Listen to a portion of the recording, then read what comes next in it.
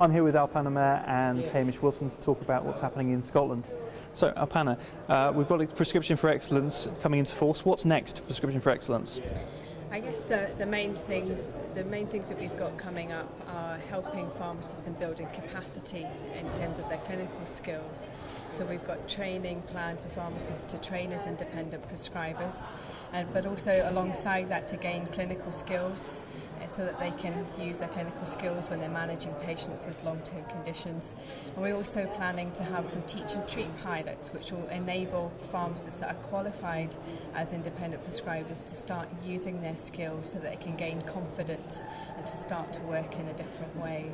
So we've got lots of work streams also starting delivering the key outcomes for prescription for excellence, and we've just set our working groups up after agreeing our steering board and our reference group. So we're on the journey now in order to implement the different actions of prescription for excellence. Our health boards also have funding in order to start testing the models about how to deliver prescription for excellence, embedding pharmacists within GP practices and testing the concepts of caseloads, building on the work that's been done with the prescribing clinics. Now, this is a wide variety of work to conduct. Hamish, what are the big challenges for prescription for excellence? I think a couple of the challenges are a recognition by the public and patients of the clinical role of the pharmacist as opposed to the traditional dispensing role of the pharmacist. So I think there's still an issue in terms of public understanding and patient confidence in the pharmacist as being a core part of the clinical team.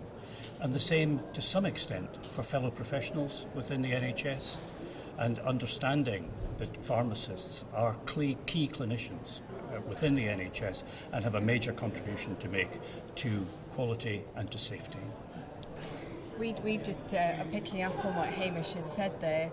One of the challenges that we recognise is changing public perceptions and the role that pharmacists might have.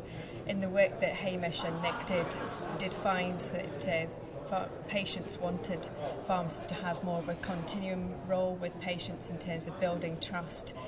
So we've done a lot of work with the patient group, and we've now got a memorandum of understanding with the Scottish Alliance, who are the patient umbrella organisation in Scotland, and they're going to work with us and engage patient groups, but also build literature so that we can work with them to help develop literature that can reach patient groups and we can hear the patient voice, and it can be part of and integral to some of the working streams that we've got happening as well. Now, that's all very exciting, but what can pharmacists do to prepare for this new work? Well, one of the things that I talked about was NAES National Education Scotland that will be organising the independent prescribing skills training plus the clinical skills training that's going to be available for pharmacists. So it's really important that pharmacists sign up for that training that's going to support them.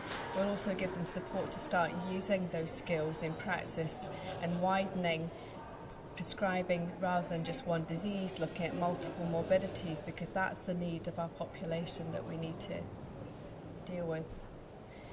The other thing is that they can go to health boards and make sure that they get support from the health board pharmacists as well, some of who are already working embedded in GP practices, to see what they're doing and what the role might look like for them. Yeah, I've got a fairly simple message, which is get engaged. Get engaged locally, get engaged nationally. This is a real opportunity for pharmacists to demonstrate the contribution that they can make to healthcare and health improvement in Scotland. So get engaged. Now we're over a week away from the Scottish referendum on whether it will be an independent country. What impact might that have on prescription for excellence? I'm afraid I can't really comment on that. Prescription for excellence is a journey that's a 10-year strategy and a plan. So that will continue because actually these are our needs of our patients regardless of the outcome. So we need to carry on this journey that we're on. All right. Hamish Wilson, Alpanna Mair, thank you very much. Thank you. Thank you.